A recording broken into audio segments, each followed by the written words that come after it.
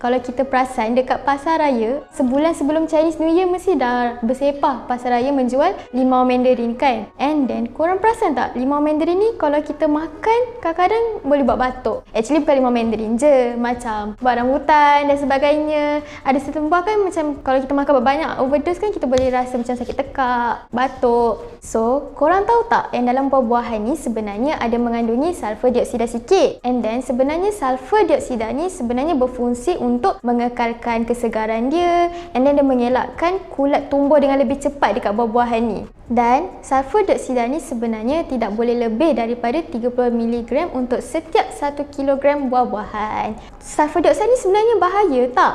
Suha ada terbaca dekat satu artikel oleh Dr. Fatimah Salim yang mengatakan sulfur dioksida ni sebenarnya tak bahaya dan ada certain badan manusia boleh detox. So tak adalah istilah benda ni makin lama, makin banyak kita makan makin teruk. Sulfur dioksida ni sebenarnya kalau ikutkan Kementerian Kesihatan Malaysia di bawah Akta Pemakanan 1985, jika terdapat penjual-penjual limau mandarin ni yang menjual limau lebih daripada 10 mg dan tidak dilabel, dia boleh dikenakan denda RM5,000 ataupun tak lebih 2 tahun penjara. Tapi kalau kita nak basuh limau ni pun boleh je. And then so ada terbaca satu artikel ni untuk mengurangkan sedikit kandungan sulfur dioksida ni. Cara-caranya adalah kita balik tu, kita unboxing dulu, kita keluarkan dulu daripada plastik dia. Tak kisahlah putih ke yang colour merah tu, korang janganlah buang. Kalau boleh korang simpan supaya korang bolehlah buang biji-biji limau tu dekat dalam plastik tu nanti. And then korang rendam dulu dengan air garam. Rendam dulu dengan air garam, and then kalau boleh rendam sekali tambah dengan baking soda dan korang bilas lah untuk a few times. Lepas korang dah bilas-bilas tu, alhamdulillah lah boleh makan dengan selamat.